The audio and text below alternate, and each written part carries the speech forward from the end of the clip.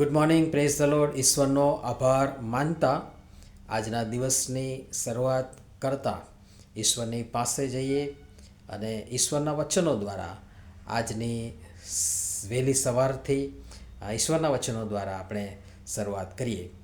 આળસ ભર ઊંઘમાં નાખે છે અને આળસુ માણસને ભૂખ વેઠવી પડે છે. નીતિવચનોનું પુસ્તક તેનો 19મો અધ્યાય અને 15મી કલમ. આજનો વિચાર: ખ્રિસ્તમાં અતિ પ્રિયવાલા મિત્રો, પ્રભુ ઈસુ ખ્રિસ્તના ગૌરવી નામમાં આપ સર્વને સવારની પ્રેમભરી સલામ.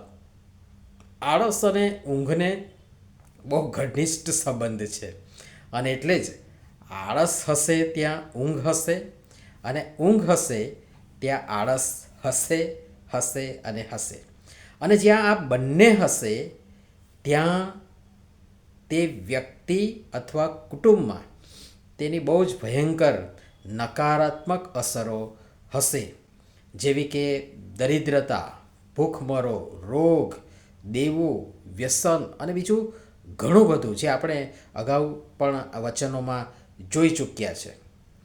જ્યાં પુરુષાર્થ નથી, મહેનત નથી, પરિશ્રમ નથી, સંઘર્ષ નથી, ત્યાં સિદ્ધિ નથી, ઉપલબ્ધિઓ નથી,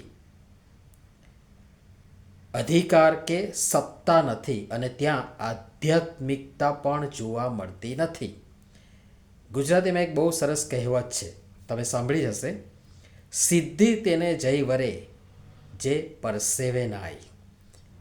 પરસેવો, પ્રસ્વેદ, પસીનો, મહેનત, પરિશ્રમ કરો તો જ પરસેવો પડે. અને માટે સિદ્ધિ એટલે કે ઉપલબ્ધિ ના શિખરો જે આપણે સર કરવાના એ ત્યારે આપણને મળે અથવા તો વરે કે જ્યારે મહેનત કરીએ, પરિશ્રમ કરીએ અને પરસેવો પાડીએ.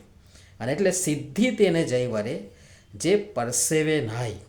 આ સંસારમાં ડગલે ને પગલે આપણે સંઘર્ષ સાથે મહેનત, સખત મહેનત કરવી પડશે.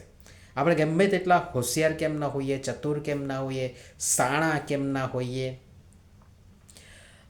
અને શક્તિશાળી કેમ ન હોઈએ, કોઠાસૂઝ ધરાવનાર કેમ ન હોઈએ, પણ જો આપણે પરિશ્રમ ન કરીએ તો માત્ર કોઠાસૂઝ આપણને લક્ષ્ય તરફ ના લઈ જઈ શકે.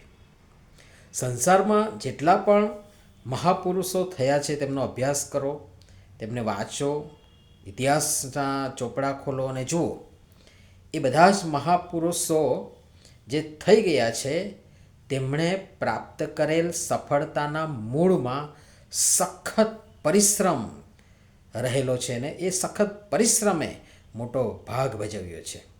મોટી મોટી મહાન શોધો, આવિષ્કારો તથા નિર્માણ ખૂબ જ આકરા પરિશ્રમનું પરિણામ છે.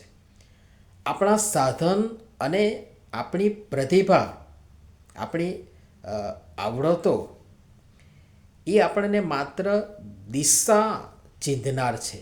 એ આપણને માર્ગ ચીંધશે, પણ લક્ષ્ય પ્રાપ્તિ સુધી પરિશ્રમથી જ પહોંચાય છે. જ્યારે કોઈ ખેડૂત આખો દિવસ આકરા તાપમાં, કડકડતી ઠંડીમાં અને વરસતા વરસાદમાં પોતાના ખેતરમાં મહેનત કરે છે ત્યારે મબલખ પાક મળે છે. અને બીજી તરફ જોજો, આળસુ હશે, એનું ખેતર વાસેલ હશે, કાંટા હશે, ઝાકરા હશે, પથરા હશે, પાકનું તો નામ નિશાન નહીં હોય, જોવાનોય નહીં ગમે.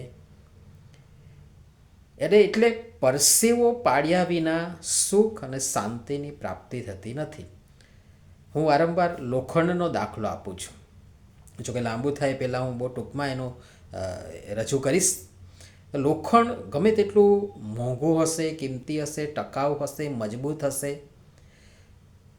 છતાં જો એ પડી રહેશે તો એ કટાઈ જશે. પણ એ જ લોખંડને આકાર આપવામાં આવે, એને ઘડવામાં આવે, ઘડાય, ટીપાય, એનો જોબ બને, એનો ફુરજો બને, એ કોઈક મશીનરીનો ભાગ બને તો એની કિંમત પણ વધી જશે અને એ વર્ક પણ કરશે અને વર્ક કરશે એટલે એ સતત ચમકતું રહેશે, નવું ને નવું જ રહેશે. પણ જો એ પડી રહેશે લોખંડ તો એ કટાઈ જશે. અને તેથી ટૂંકમાં એટલું જ કહીશ કે આળસથી કટાઈ જવા કરતાં મહેનતથી ઘસાઈ જવું વધુ સારું છે. શ્રમ કરનારનું શરીર પણ તમે જુઓ હંમેશા નિરોગી રહે છે. અને આપણે એ પણ જોયું છે કે એ નિરોગી અવસ્થા, સ્વાસ્થ્ય પણ એની મૂલ્યવાન સંપત્તિ જ છે. જે વિવિધ સંપત્તિ વિશે મેં અગાઉ કહ્યું છે પ્રમાણે એ પણ એની સંપત્તિ છે. અને તેથી આળસ જે ભર ઊંઘમાં નાખી તમારા મારા આપણા લાભાલાભ છીનવે છે, તેને ખંખેરી ઊંઘમાંથી જાગી મહેનતકશ બની દરેક રીતે સંતૃપ્ત થાઓ. આ વિશે વધુ આવતીકાલે આપણે જોઈશું. આટલે સુધી આવ્યા છે તો હજુ પણ થોડું જોવા માટે પ્રયત્ન કરીશું. પ્રભુ સહાય કરશે અને આપણ સર્વની આજે પણ તેમની કૃપામાં સહાય તથા મદદ કરો. પ્રાર્થના કરીએ. પ્રેમાળ પિતા, અમારામાં આળસ છે અને એ ભરપૂર છે, જે અમને ગફલત ભરેલી ભર ઊંઘમાં નાખે છે અને તેના પરિણામ સ્વરૂપ અમારે ભૂખ વેઠવી પડે છે. અમને આળસ તથા ઊંઘ ખંખેરી ઉદ્યોગી, મહેનતકશ, પરિશ્રમ કરનાર બનવા અમારી સહાય તથા મદદ કરો. પ્રભુ ઈસુના નામમાં આમીન. ધન્યવાદ.